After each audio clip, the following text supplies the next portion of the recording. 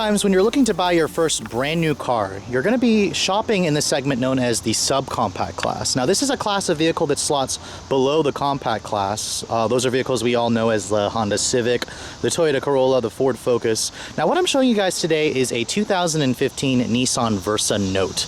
Now, the Versa Note nameplate was actually introduced last year, and for 2015, Nissan actually already went ahead and updated the car to better compete, or to have it be a better competitor against the redesigned Honda Fit, the upcoming Mazda 2, stuff like that. Now, the Versa name still comes in the sedan or the hatchback model, which Nissan actually calls the hatchback model the Versa Note now. Previously, you could get the car in sedan or hatch, and they all had the Versa name. Now, this vehicle, the Versa name has been around since 2007. That's when Nissan reintroduced a subcompact class. And surprisingly, this is the best-selling subcompact car in the States. This thing outsells everything else in the class. And there's a reason for that, those strong sales numbers. Now, for 2015, this SR trim that I'm showing you is actually new. The SR and SL trims are new for 2015. When you see an SR badge on a Versa, you're actually going to get some pretty nice styling elements here. Those attractive-looking 16-inch alloy wheels with low-profile tires, the front and rear underbody kit with the side spoiler extension, the rear roof spoiler, the different grille in the front with this rather insect-looking headlight treatment, the fog lights, the additional chrome trim. It's a pretty attractive-looking subcompact car for sure. The actual wedge shape of this car reminds me of the second-generation Honda Fit Sport. Now, in terms of the Versa, you can actually get this car in 5 different trims for 2015. You start at the base S, the S Plus, SV, SR, and SL trims. Now, if you guys want features like power windows, door locks, keyless entry, and cruise control, you need to at least go for the SV trim. The S and S Plus don't have those features. Remember, this is a subcompact car, and the Versa name actually lays claim as the cheapest new car you can buy in the United States. So there's a reason for that. They're going to have to take away a lot of features that most buyers expect. Nevertheless, this SR trim will come with most of the technology features that buyers in this class expect. So let's get inside and take a look at the interior, shall we? Now, checking out the interior of this all-new Versa Note, you can see this SR trim has a special interior color combination. You're going to have these black suede-like cloth seats with the really attractive-looking orange contrasting accents on the stitching, on the seat itself. It looks actually really attractive, so I'm pretty surprised with this interior. Another thing you're going to notice is that steering wheel that comes right off of the Nissan Maxima, that leather-wrapped wheel with a thick bolstering extension that's only included on this SR trim for 2015. Now, stepping inside the vehicle, the Versa Note has a very high roof, and it's a pretty easy vehicle to step in. Now, this SR trim just has Nissan's remote keyless entry with their in-key system. If you guys want push-button start and keyless access, you need to at least get the SL trim. Nissan limits that to the SL trim, so this one doesn't have it. Stick the key in the ignition. You actually have a really old Nissan traditional door chime here. Now, starting the car up, the gauges actually look pretty attractive. They're electroluminescent, very easy to read. And of course, what you're hearing is the company's 1.6 liter 4-cylinder engine, which it's pretty much synonymous with a vehicle in this class. It's a small, somewhat buzzy 4-cylinder. It gets the job done. Now, the window is automatic down only for the driver. It's not automatic up. Most competitors are giving you automatic up down for the driver at least. Now, looking at the rest of this interior, don't expect much in the subcompact class. You're going to have pretty much hard touch materials. I showed you guys that 2014 Accent recently, and the Versa Note, surprisingly, is actually a little bit better. The materials, they are hard touch plastic as expected, but the graining material feels nice. Most of the materials in here, the trim, they fit together well. You actually have a dual glove box here, just like the original Honda Fit, and you have a huge glove box for the main one here, so that's very nice storage solutions. Now, looking at the door panels here, all hard touch plastic, but the graining at least feels nice. You have the same cool fabric trim here, and then of course this is hard touch plastic, but of course everything in this class is pretty much like that, so you kind of have to expect that. Now, looking at the center stack here, I've got what Nissan calls the SR Convenience package. That's going to give you this 5-inch touchscreen display here with satellite radio, of course. It also rolls in a nice backup camera, which gives you distance markers, but no trajectory. This car is actually available with Nissan's Around View 360-degree camera system, only available on the SL trim with the technology package, of course. Now, you have manual single-zone climate control. That's what you're going to expect in a vehicle in this class. You even have a cable-actuated recirc line here instead of an actual button that most cars are going to. Now, this 5-inch display here, this is part of Nissan's Nissan Connect system. When you go here to the apps, you're going to actually have apps that you can are compatible with your smartphone. There's Facebook, Pandora, stuff like that. Now, of course, unfortunately, I don't have my smartphone connected to that, so I won't be able to show you that. But at least I can show you how this media system works here. You have the display. When you go to the display here, you go to satellite radio, for example. It is a touchscreen display. Unfortunately, the apps aren't working right now, so I can't show you. The touchscreen itself is pretty responsive. I was able to use it in another car, but the screen, it's a little bit on the small side. If you guys go for the SL package with the technology package, you're going to have a slightly bigger 5.8-inch screen with navigation. So this does not have navigation. If you guys want navigation, you're limited to the SL trim. Now, looking at the rest of the interior, you have a CVT transmission. That's the only transmission available on the SR. There is a 5-speed or a 6-speed manual on the lower trims, but I'm surprised Nissan doesn't make a 6-speed manual available on this SR to go with its sporty credentials. You have a nice fold-down armrest right here. There's no center console here. Most vehicles in this class don't offer it. You have USB, auxiliary, a power outlet there, 2 cup holders as well, another 2 cup holders there. The steering wheel, like I said, it comes right off of the Maxima. It's a pretty nice feeling steering wheel. I like the leather. It feels pretty nice, actually. And the steering feel itself, we'll get into the driving dynamics later on. You have steering wheel audio controls and then Bluetooth. Bluetooth is actually standard on every Versa Note for 2015, so you don't even have to go for the high trim to at least get that. Overall, the front seats, they could use a little bit more support.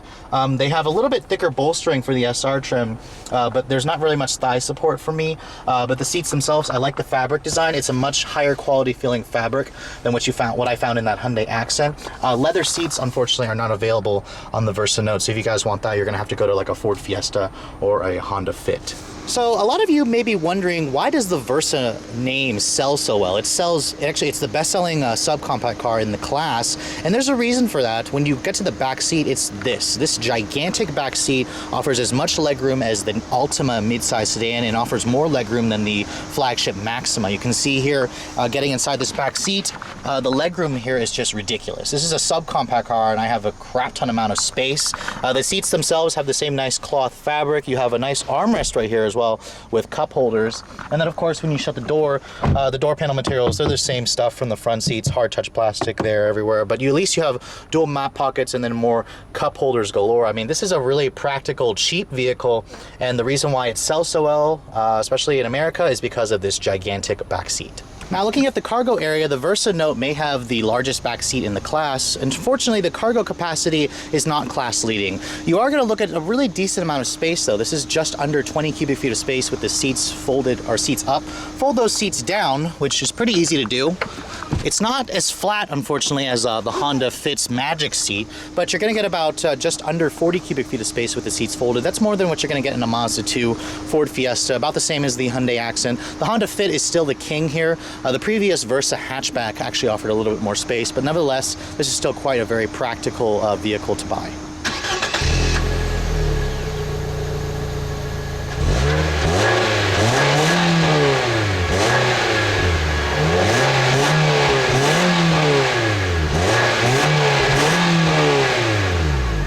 So taking a peek underneath the Versa's hood, you're not going to really find much that's going to impress you. This is the company's 1.6 liter double overhead cam 4-cylinder engine. It doesn't have direct injection. It does have variable valve timing. The numbers are rather modest, 109 horsepower and 107 pound-feet of torque. The previous Versa actually had a bigger 1.8 liter engine that made 122 horsepower. So they did downgrade the power on this car, but they did that for a reason. Fuel economy is up significantly, and the Versa Note actually gets one of the best numbers in the class. This is rated at 31 in the city and 40 on the highway with the CVT, about 35 miles per gallon combined on regular gas, of course. So that's the reason why you're going to buy a subcompact car, to save money on gas. Let's get out on the road. This car is front-wheel drive, CVT only on this SR trim. Let's take a look and see how it all works together, shall we? So first, getting behind the wheel of the second-generation Versa hatchback, I'm definitely noticing a couple things here. The car definitely feels like a huge improvement over the old model. Unfortunately, I'm still having trouble finding a comfortable driving position. That's kind of the case with a subcompact car. I can't just get close enough to the seats. The steering wheel doesn't telescope as well.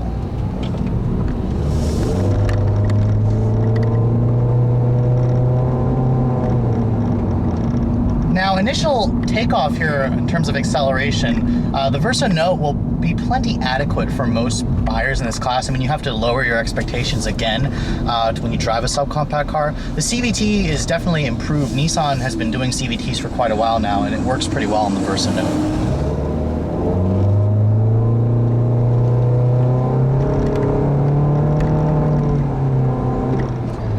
course, with only 109 horsepower, you're going to expect a 0 to 60 time of around 10.5 seconds, which is a little bit on the slower side compared to most cars in this class. I mean, that Accent I had did it in just under 10 seconds. The Fit will do it in about 8.5 to 9 seconds, depending on the transmission. I haven't had a chance to drive the new Fit yet, but that's just from what I'm reading. Now, in terms of refinement, the Versa Note definitely feels like Nissan has elevated it. The car feels like a little bit of a bigger vehicle, and surprisingly, it doesn't drive as terrible as I thought it would. In terms of the sport factor, they did alter the driving dynamics of the SR a little bit. The steering actually, surprisingly, changes, or it's relatively communicative. It doesn't offer much feel. It's a little bit on the light side, but the car doesn't have, or it has somewhat of a playful feeling to it that I didn't associate with the previous generation Versa Note. So I am somewhat impressed with the new driving dynamics of the all-new Versa Note. Now, in terms of the ride quality, every subcompact car still has an independent front, a semi-independent twist beam in the back, and surprisingly, the Versa Note rides really well.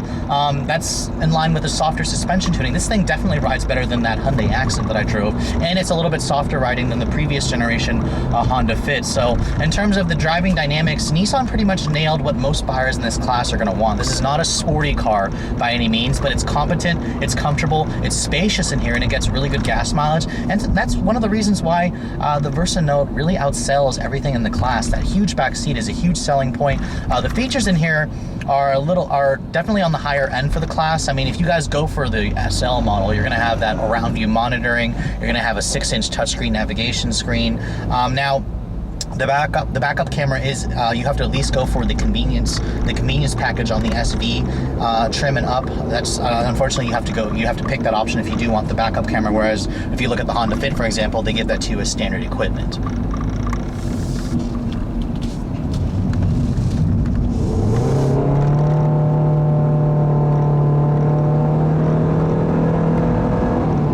In typical CVT fashion, this transmission will basically alter the ratio and hold the revs at the Redline, so you're going to have to deal with that buzziness. However, Nissan really has improved their CVT responsiveness, so that's one thing I'm going to note here is when you are looking to pass somebody, you put your foot down, the transmission quickly responds and it just ups the revs, and it kind of puts the engine into the meat of its power band, or whatever little power the engine has to offer. But acceleration is adequate and it's smooth. Unfortunately, you're just gonna have to deal with the drone. But in terms of everything else, the driving dynamics of this car, while they're a little bit on the forgetful side for a driving enthusiast, for the majority of buyers, this is going to be a very nice driving car. You know, surprisingly, for all the tech features this car has, I am surprised that it is missing features like a sunroof and leather heated seats. I would like to see Nissan add that on the SL trim. Unfortunately, if you do that, you are going to increase the price of this car. Now, speaking of the price, let's talk about the numbers here.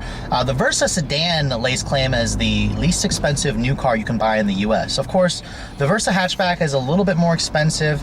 This car is going to start around $14,000 for the base S model. And then, of course, this particular SR that I'm driving is quite a bit more. The convenience package that my car has on it is about $1,000 more.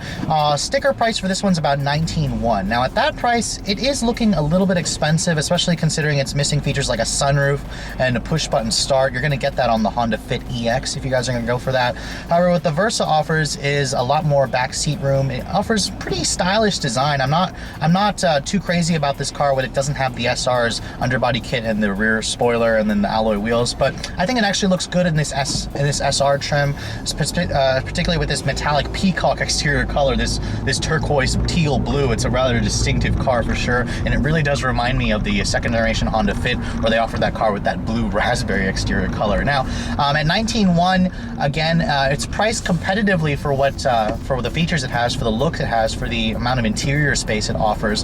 However, in terms, if you guys are looking for features per feature, the Honda Fit does offer a little bit more for the money.